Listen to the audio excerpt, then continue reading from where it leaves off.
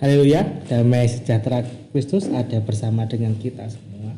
Saya melanjutkan membagikan pokok-pokok doa tentang gereja Kristen Area, tentang orang Kristen yang teraniaya dari World List yang disusun oleh Open Doors di tahun 2021 ini. Peringkat 11 dan peringkat 12. Peringkat ke-11 ada di negara Irak.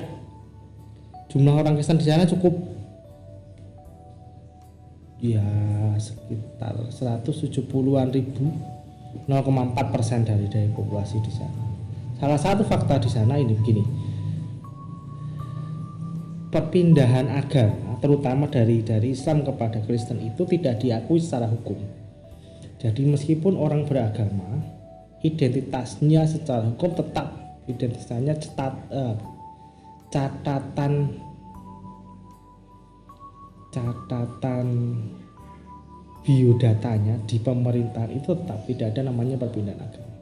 Salah satu konsekuensinya adalah kalau ada orang dari beragama Islam menjadi orang beragama Kristen, mereka tidak akan bisa menikah dengan orang beragama Kristen karena tercatatnya masih beragama Islam. Persekusi terutama datang dari keluarga, dari suku mereka. Kalau sampai tekanan itu sangat kuat kalau sampai ada orang Muslim yang berpindah kepada agama Kristen. Makanya mereka orang-orang Kristen di Irak lebih memilih menyembunyikan iman mereka. Berdoa satu berkaitan dengan kedamaian di Irak ya, terutama kekerasan pasca ISIS itu, supaya ada usaha lebih untuk menjaga perdamaian ini. Berdoa supaya Tuhan memberikan hikmat kepada pemerintah. Berdoa juga di kondisi terutama COVID sekarang ini ada pintu terbuka bagi orang Kristen untuk membagikan kasih, membagikan iman mereka.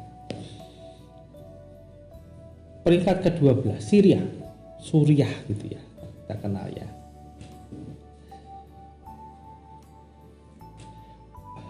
Ini tahun 2021 Maret 2021 itu 10 tahun terjadi perang saudara di Suriah.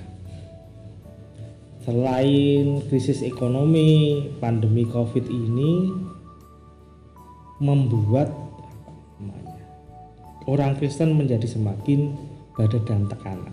Apalagi hampir semua gedung gereja itu sudah dihancurkan selama terjadi perang saudara itu ya. Kebanyakan orang Kristen dari total catatan terakhir 670-an ribu orang Kristen, kebanyakan di antara mereka ada di pengungsian.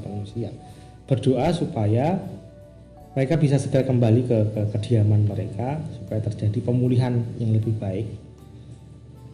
Berdoa juga supaya orang Kristen di sana bisa menjadi seberkas pengharapan bagi lingkungan mereka dalam kondisi yang tidak menentu ini, apalagi dalam kebutuhan, menyediakan kebutuhan sehari-hari supaya orang Kristen bisa menjadi berkat di sana.